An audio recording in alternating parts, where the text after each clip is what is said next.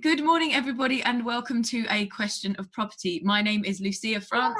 This is Skipper, and I'm joined here today by our amazing panel of experts and everything that's got them through their lockdown so far. So let's start with Paul. Paul Mahoney, he is head of Nova Financial Group, best-selling author and speaker on property. Paul, who have you got with you there today? I've got my little ambassador with me. Say hello. Say hello. Hello, Frankie. She wants to get down. Okay, darling, go back to mine. I'm glad we got that in there before we started. We've got John Howard as well, our property expert of more than 40 years. He's written 4 books on the topic, and he's there with his canine friend. Who's this, John? Yes, this is Ivy, and Ivy's my stress buster. She's in the team. She's a paid recruit. And what sort of dog is Ivy? Very well trained, just like you want them. Lovely Labradoodle, very nice indeed. Oh, I like her collar, very cute. And blue for Conservatives.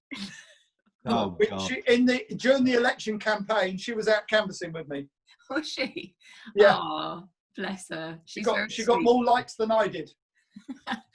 Dogs always do, don't they? Yeah. And Stefano Lucatello, who is our international property lawyer and senior partner at Cobalt Law International Property Lawyers. Stefano, you haven't got a dog there or I don't have a child to bring on, and I don't have an animal to bring on, but I do says it all, really. But I do have a key lime pie that's left. I'm sorry, that's amazing. This is what's kept me going, is cooking through the shutdown period. Oh wow. Funny enough, we noticed. Every night I've been putting recipes on my Facebook. I'm a member of a group which is based in Tunisia, of all places, but we all exchange recipes. So I've been doing recipes, and if you look at my Facebook, you'll see my recipes that I put on, and I'm happy to give the recipes out. The idea is that I'm going to actually produce a lockdown recipe book after all this is over. I'm collecting the recipes, and I'm photographing them every night. And then this will form part of a recipe book, which I'll then publish.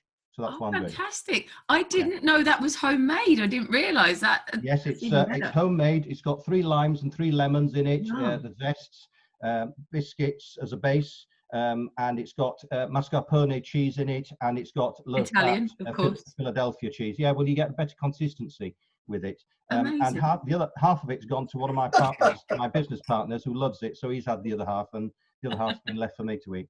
Are you going on the bake-off, Stefano?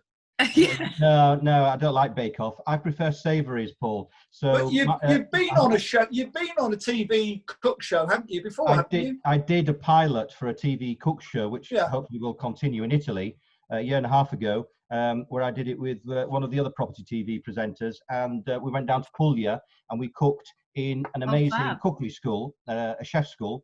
And I was fortunate enough to be awarded a chef's jacket at the end of it. It was almost like a trial, and it went really well, and it was great fun to do. So I want to do the other regions of Italy, like Florence, the Tuscany region, the Umbria region, where my father was from, and closer to Naples, where my mum was from, just south of Naples. So particular areas of Italy with particular cookery, different things of cookery. So the north is totally different from the south. That's what I want to do. Come on, let's get on with the property. Yeah, I'd just like to say as well, one of my friends, Thomas Frake, has just won Masterchef. So congratulations to Thomas.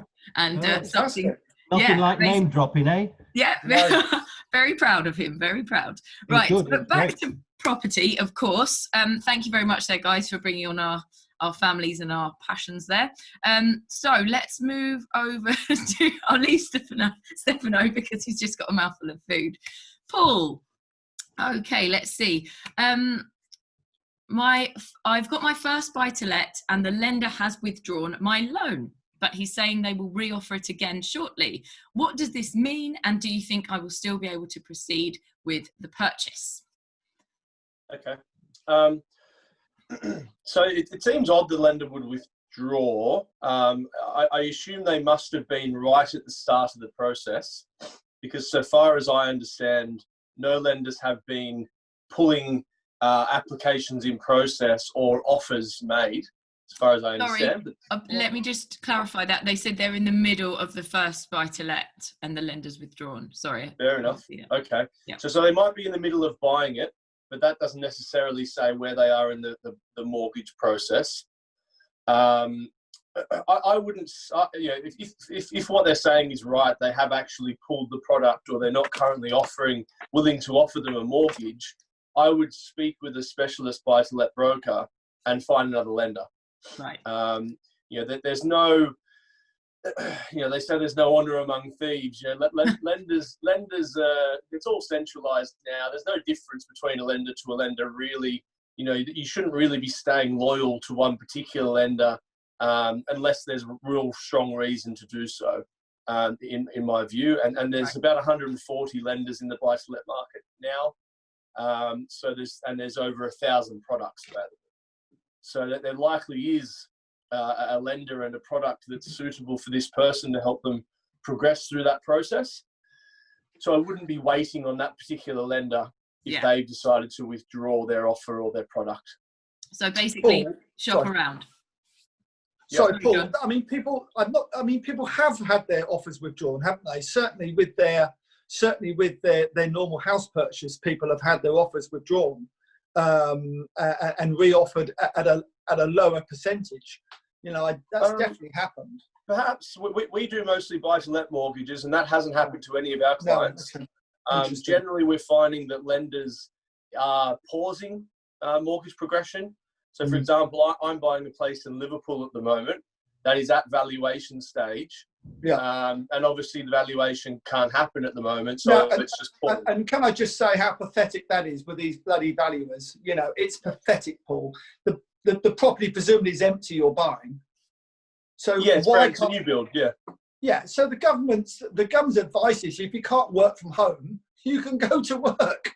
So why on earth can't they go and view a property that's empty to do a valuation? Is beyond me, totally beyond me. It's absolutely crazy. Yeah. This isn't the first time this topic has come up, though, is it, John? No, it's not. It hasn't got any better, has it? It hasn't got any better. It's madness. Totally. No, you are right, John. But I suppose one thing to keep in mind also is that even if the valuer did the valuation, a lot of lenders aren't progressing applications, so they wouldn't even review it to progress it to offer stage. But Paul, all they're doing is causing a rod for their own back, because when we are back, they're going to have such a backlog. Everybody just panic. I mean, even the building suppliers, and they're all coming back to work now, by the way, they all shut down. If you're a paint manufacturer, I've got a tenant who's a large paint distributor. They closed down. The one thing people want at the moment is to paint the houses the right time of year. They've got bags of time on their hands to do it, and they've gone and closed. No wonder they can't pay my rent. Yeah. Madness. In saying that, though, I saw an article yesterday, and they were debating about reopening garden centres. I thought, what use is that to anyone? Yeah. Yeah. Well, I have to say that in Jersey, where I'm staying at the moment, they have had those open for a while.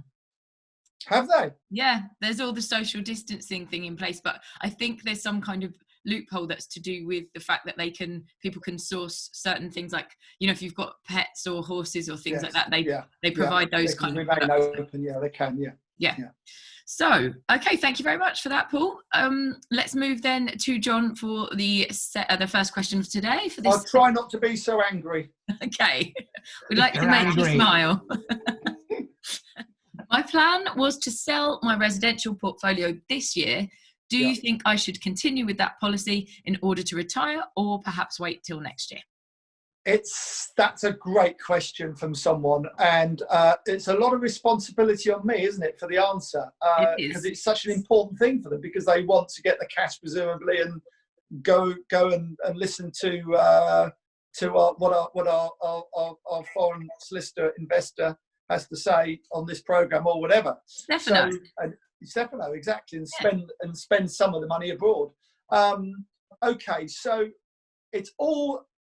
If the portfolio's got rental income, ultimately they've got no worries, have they really? Because they've got the income coming in. So if in doubt, you could argue do now, as the old saying goes. Right. However, if you think that it's going to get worse over the next couple of years in terms of valuation wise, if the property's going down in value, then you might decide to cut and run now.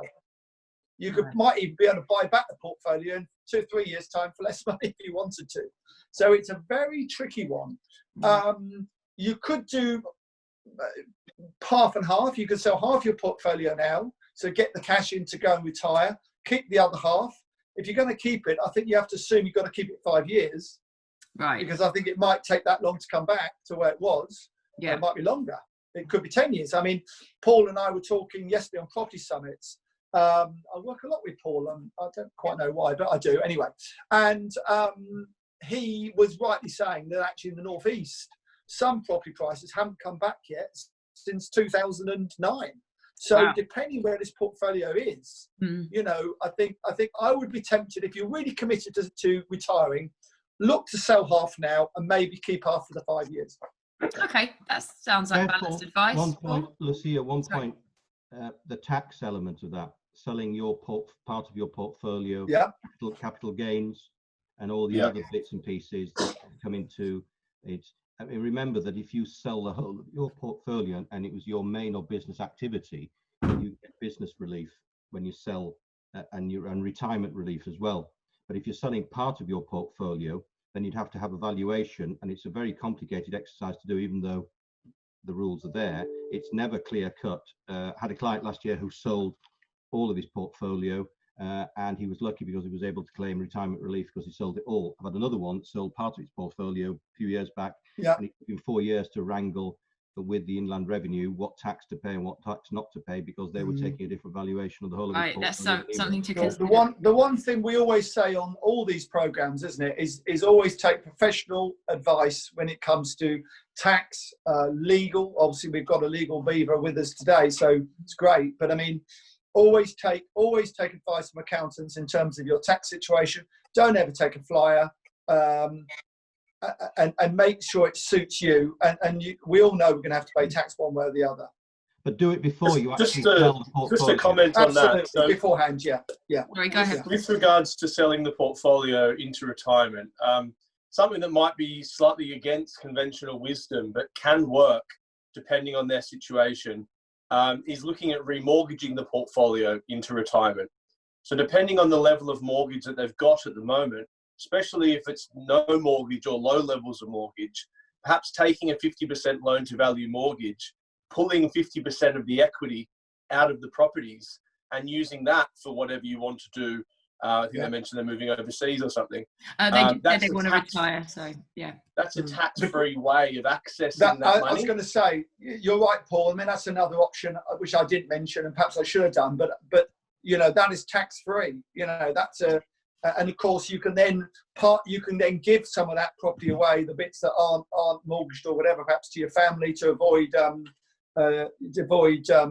inheritance tax as well, maybe. But of course, if you're trading those properties or prove you can trade those properties, it doesn't come under inheritance tax anyway. So there's lots. Right. That's why you need advice. And actually, the guy we work with a lot, property summits, Tony Gimple, would be perfect to answer this question. To be fair. Less tax for landlords, wouldn't he, Paul? I mean, perfect for that. Yeah. Well, it just proves, guys, that you have got to do your wealth management and your tax planning and your inheritance tax planning. Very much so. I agree, Stefano. And you've got to think of it. And I would say to clients who are rich enough to do it, give assets away during your lifetime, whether it's to your wife or to because of spouse relief, of course, or to your children. And then, you know, make sure that it's not a potentially exempt transfer, which is that you've got to survive 7 years for it to, and then die for it to fall out of your estate. Right. Okay. Sound advice there. Thank you very much, guys. Right. Let's go to Stefano then for your first question today. So this person has written and said that their mother lived in a flat in Spain, but has sadly recently died. Is selling an apartment there going to be similar to selling one in the UK? So that's in Spain. Well, the first thing to decide upon, we get quite a few of these to do every year, whichever country, many in Spain, is to decide upon is where the lady was tax resident. Did she just die in Spain because she happened to be there in a holiday season, let's say, but she was still tax resident in the United Kingdom? But the first thing that will happen is whether she's tax resident in the United Kingdom or Spain, because she might have moved there for a lifestyle change, is that the probate or the succession in Spain, as it's called, has to be carried out. and that means winding up the estate of a deceased person, basically, and counting everything he or she has, valuing it. The first thing that will have to, under Spanish law, the first thing that has to be done is that 2 valuations minimum have to be taken for the property, if it's to be sold, and if it's to be brought into account in the succession. And the notario over there, the representative of the state, will open what's called a succession file. He'll do the administration of the estate. And if she died resident, although she died in Spain, if she died tax resident in the United Kingdom, what happens is that a grant of probate, if she left a will, a grant of probate will be taken out either by her family or executors or by a solicitor of the family. Or if she died intestate, that means without leaving a will, then a grant of letters of administration will be taken out by a member of the family usually. And the estate will be wound up in that part. The estate will include everything that's in your worldwide assets, so it will include the asset in Spain. And if she was married, at the time she was married, then as it stands at the moment, £650,000 worth of tax-free assets can be passed across. If she wasn't, then it's 325,000. So you'll need to see where she comes. So if she was single and she leaves over 325,000 pounds worth of assets, then that amount over the 325,000 nil rate band is taxed at 40%. And if it's 650,000 because her husband's died as well and she's the last of 2 survivors, then anything above 650 grand is taxable at 40%. But what happens is that for the property in Spain to move on, as it were, out of her name into whosoever's name it is, whether it's a member of the family because there's a will or because it's sold, then there will have to be the equivalent of a grant of probate in Spain. So what will happen is that the English solicitor will send over to a Spanish notario the English grant of probate. That'll be translated, notarized, apostille with a Foreign and Commonwealth Office apostille, which is a recognition certificate that the probate has been done in the United Kingdom. Then the equivalent procedure can be done in Spain. Inheritance tax won't be payable in Spain, one, because it doesn't exist. Up to €1 million, you don't pay anything usually in Spain, but you can pay some. So you need proper tax advice and take it from there. But there is an equivalent procedure. You have to go through it, and you can't just sell the property without going through that procedure. And selling the property is quite easy. Just give it into the hands of an estate agent once that's done, and they can sell it. And talking about that's interesting. The 325 or the 650, I think you said, tax-free, is that something that has to have been sort of agreed prior to somebody's death, or is that something that... No, it's the nil rate band. It's what's called the nil rate band, and each one of us has. So you, Lucia, you're married, so if you have assets and you die and you make a will and you leave those assets to your husband, then there's no tax, there's no inheritance tax between spouses in the United Kingdom. It's the incidence of inheritance tax applies only on the death of the second of the spouses. So what happens is the 2 nil rate bands of 325 as it stands at the moment are aggregated to leave 650. So if you were the second to die of the 2 spouses, if your estate was £1 million, then only the £350,000 above the 650 will be taxable subject to any release at 4%. Okay. Stefano, very quickly. So if that, so do the 2 countries agree on the tax? So if there was, if the whole estate, if the flat was €500,000 or €1 million in Spain, would they have to pay tax on that in Spain? No. Inheritance tax or in the UK? Right, okay, so if you die tax resident in the United Kingdom with an asset abroad, then you will not have to pay the succession, it's called succession tax abroad, right, as opposed to inheritance tax. You will not have to pay succession tax abroad. Why? Because there's a double taxation treaty between the United Kingdom and 157 other countries, which means that if you have an asset abroad which attracts taxation of some type, but you are resident in another country and that country will tax you, you won't pay it twice. The only incidence of taxation that you might pay in another country is if the rate of taxation for that particular tax is higher. Let's say that the taxation rate for succession tax in Spain was 50% and in England it's 40%, you would pay a difference possibly of 10%. Right. You will never pay it twice. Thank you. Okay, great. And that's not going to be affected by Brexit or anything like that? No, it's got nothing to do with Brexit, no. Right, great. Thank you. Okay, let's move on then. John, it is your first question. Oh, no, I'm sorry. We've gone back to John, haven't we, already? Sorry. another question for John. First of all, I'd like to thank you guys for starting this show online. That's nice, isn't it? Very nice, isn't it? Thank you very much. Makes it all worthwhile. It does, it does. So my question is a very simple one. Where will the property market be in 2 years' time? Oh, God. Extremely simple. Is this really having a bit of a really joke? simple. Okay. Funny enough, after property summits yesterday, I feel a little bit clearer. Okay. And a little bit clearer. And the reason I feel a little bit clearer is because there's 3 reports have come out from the 3 major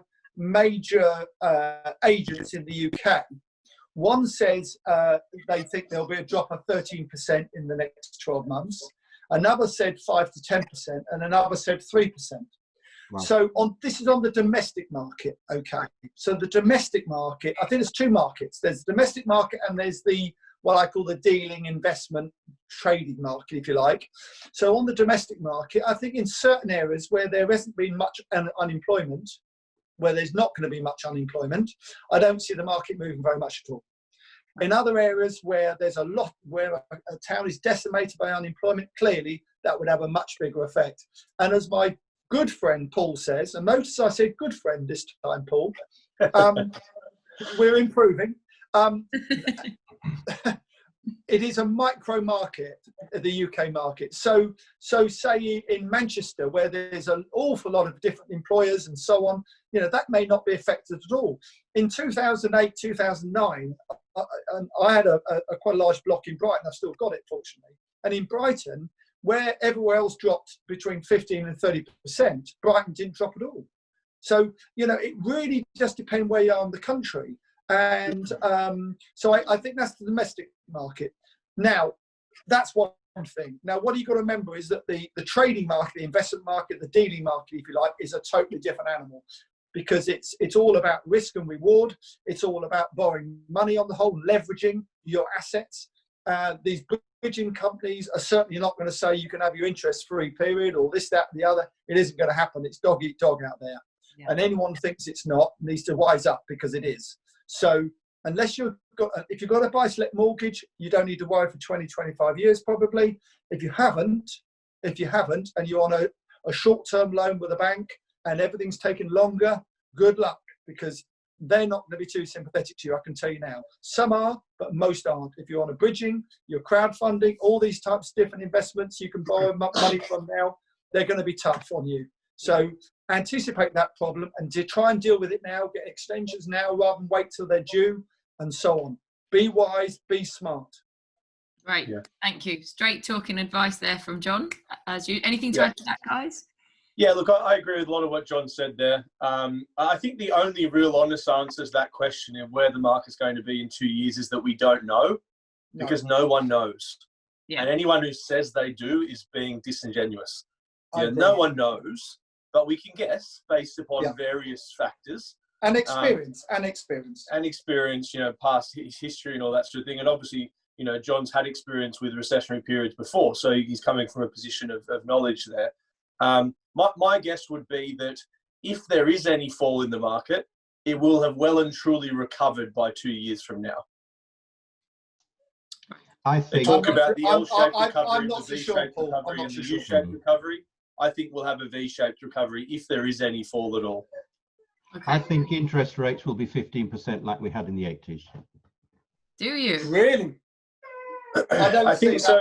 Stefano, I think you would take a lot from Kate Faulkner's presentation yesterday in Property Summits, because she covered a lot about inflation and whether rates would rise. She did. Yeah. And her take was it's quite unlikely that we will have high inflationary and high interest rate periods. No, I was being flippant, but I do remember as a young man, I do remember the 80s when interest rates were very, very high. Mortgage interest rates were very high, and it was incredible. It was amazing. We were paying. You were paying 15% on your mortgage, on your house mortgage at one point, and then 10% on a house mortgage was fairly average in those days. Yeah, absolutely.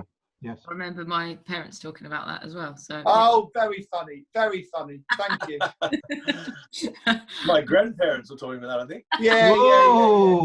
There we go. Okay, Paul, next question is for you. So this person lives in Scotland and they are considering to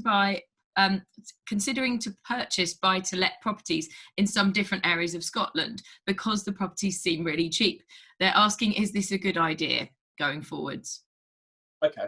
So another common question, as I said before, people generally will look in the close vicinity of where they live. I don't necessarily think that's the right approach. Investing should be unemotional and commercially minded. It should be about making money. And, you know, we have clients all over the world, the Middle East, Australia, and, you know, their investments perform just as well as the person who lives down the road from the property. But if they have to invest in Scotland, and I'd say especially so in Scotland, they want to be investing in major cities and not in cheap properties just because they're cheap. You know, there are a lot of places in Scotland and the north of England in general where you can get really cheap properties. You know, you can buy a castle in the middle of nowhere for the price of a one bed in London. But that's because no one wants to live in that castle in the middle of nowhere, and everyone wants to live in the one bed in London. So it's not about what you can get for your money. It's not about how many bricks are in the property. It's about supply and demand, and that's what determines value. So I'd say if they have to invest in Scotland, look at the likes of Edinburgh and Glasgow, as central as possible. Areas where you have a robust tenant pool and tenant demand, employment, and a broad range of industries that drive that employment, facilities, amenities, infrastructure. If you're ticking all those boxes and there's strong reasons for people to want or need to live in your properties, then you can be pretty comfortable and confident that you'll be able to rent it, which is probably the most important thing when it comes to buy-to-let, is having a tenant, because then you're safe. Yeah, of course. Edinburgh, Paul, Edinburgh is very expensive. I have mates of mine that live up in Edinburgh, and they've got a big hairdressing salon. And it's a very expensive. It's a very expensive for good reason. You know, so that's why I would say don't go to the cheaper areas just because they're cheap. Don't be afraid to pay a bit more for a better investment in a better city. Yeah, or maybe just buy one property rather than lots in you know, the worst areas. Yeah, exactly, and that's a really good point too. Actually, Lucia, is a lot of people really try to spread their money as thin as possible. Right. You know, they're trying to buy, you know, 50 grand property, 50 grand properties all over the country. Well, what I would say, Paul, you know, in Scotland you can buy a 2-bedroom flat for 18-20 grand. Now, you know, if you can rent that flat out, and up north, up there, what they do, they give the tenant a cashback. So because they've got so much property, and what we've got to remember about, and your majority of everything Paul said is absolutely right. If you've got an area where you've got to give people a cashback to rent because there's so many other properties in there, you know, this myth of a housing shortage is only a housing shortage in certain parts of the country. You go to Scotland, there's no housing shortage in Scotland. There's not much in Wales, some parts of the north. So you've got to be careful, you know, because you could buy a property and have it empty for 6 months if you're not careful. And people down south can't understand that. They think we're crackers when we say that, but it's genuinely true. So if you want a safe investment, Paul's absolutely right. Pick areas where there's high employment, high amount of people, and so on. If you're a bit racier than that, and some people are, and you're confident that you can rent a property that you're buying for 18 grand, a 2-bedroom flat for 18, 20 grand, then fill your boots. The biggest thing you'll struggle with is capital growth, because then you might get a good yield when it's let, but you won't get you're unlikely to get a lot of capital growth. Because you're also unlikely to be able to finance those properties. In property, the first places to go down in value, in my experience, are the last ones to go up. Right, okay. Thank you very much there, John. I'm really sorry, we'll move on to Stefano's question next because we've just got under 4 minutes left. So, in the past, Stefano, you considered Portugal to be the most expensive place to buy out of the other major European countries, but are some of the smaller islands in Europe cheaper than Portugal?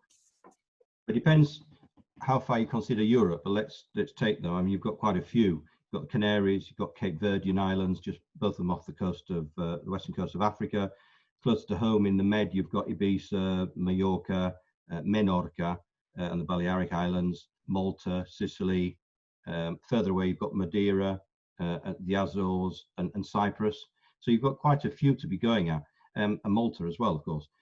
So none of them is cheap.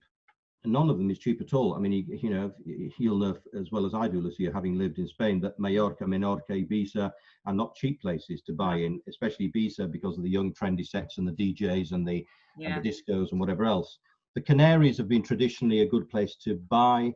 Fuerteventura is very expensive, and Gran Canaria, and there is not a cheap island by the very point of it. An island is limited in space, and as such is limited in number of properties, which puts up the value of the properties. And places where you could previously get cheaper properties like Tenerife, the Canaries, are going up in value substantially. And people are going to the smaller islands of the Cape Verdean Islands. I wouldn't buy in the Cape Verdean Islands because it's been something that has not matured. It's still a third world African state. And if you were to go to the islands, I'd try Cyprus, but even then, southern Cyprus is very expensive. It's gone up in value substantially. And, there is no real cheap. I think of all the cheapest islands, I would go Sicily.